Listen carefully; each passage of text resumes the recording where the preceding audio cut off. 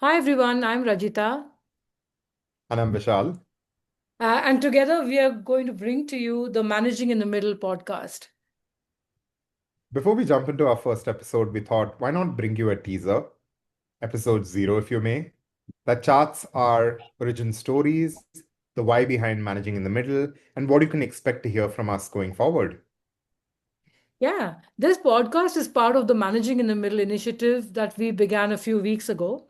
And it was born out of countless conversations that Vishal and I have had around the need for a space that managers can benefit from, where they can learn from each other's experience and wisdom.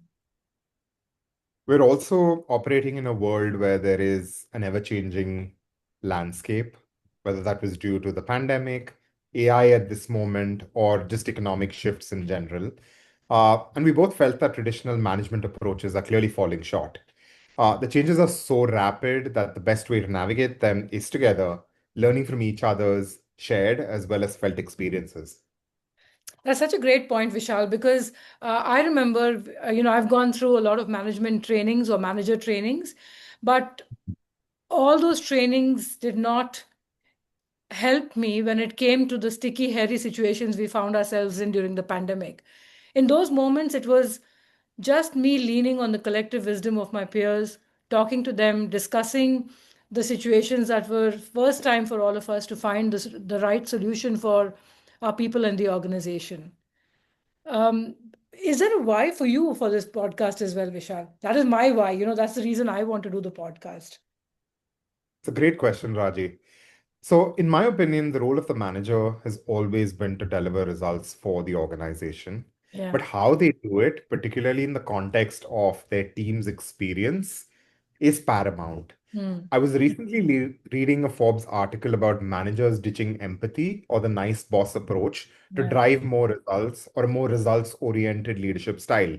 I had Correct. an instant mental allergic reaction to this point of view. Why can't I be both empathetic and drive results too? My why for the podcast is to explore this dichotomy, unpack what needs to consciously evolve, and what will withstand the changing time as far as people management is concerned. Okay, I think I got a bit carried away over there. So, shifting gears to getting to know each of us a little better, here's a question. What made you pursue a career in people management? Before I answer the question, I want to tell you that I really like that question that you asked yourself, which is why can't we live with both sides of the coin? Why do we have to choose one path, right? Like, why can't we explore the dichotomy better? I love that. And back to your question, like, what made me pursue a career in people management? I think the first time I managed people was for a project, and people management was an informal role at that time.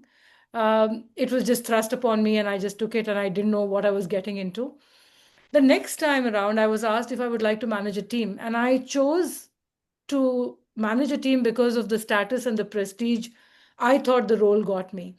It was and I was at that point in my career, I was a huge people pleaser.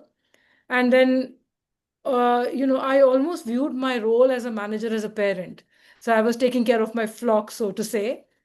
But that eventually led to a lot of burnout because I I opted out of managing a team and I said, I don't want to do that. I want to take a break. And the funny part is that during the time that I wasn't a manager is when I learned the most about people management. That reflection really helped me truly understand my role in the organization. And when the opportunity to become a people manager came up again, I actually chose to be one. I chose that path for myself because I felt that I had a lot more wisdom, if I can say so myself, about the role itself and how I can actually help the organization grow and my team also flourish. And thank God for that, Raji. We have a dearth of good people managers in this world, and I can vouch for the fact that you're one of the good ones. Yeah. But I resonate with your point around parenting and managing, one's flock, because that's exactly why I resisted getting into people management initially.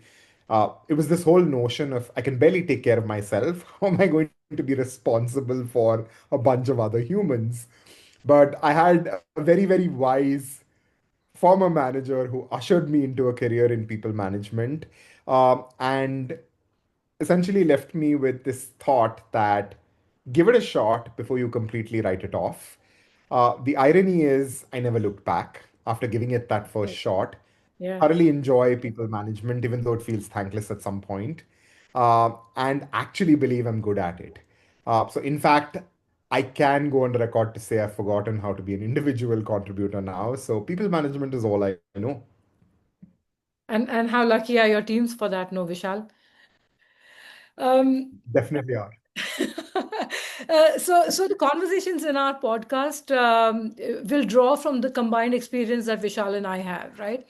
And we aspire to keep it honest and cover topics ranging from intergenerational workplace dynamics to changing workplace expectations or to whatever is top of mind for us. And our intent is that we all learn and move forward together. And of course, we also want to have a lot of fun while having these conversations. So you'll see the banter between us going. But I want you all to know that our commitment is to use our stories rather than share frameworks or theories on management. And from time to time, we'll also have our friends and colleagues who will join in on the conversation and add to that wisdom.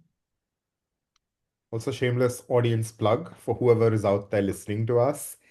If you would like to kind of share potential people management topics that we should talk about here and contribute to the conversation, please do let us know by scanning the QR code at the end of this video.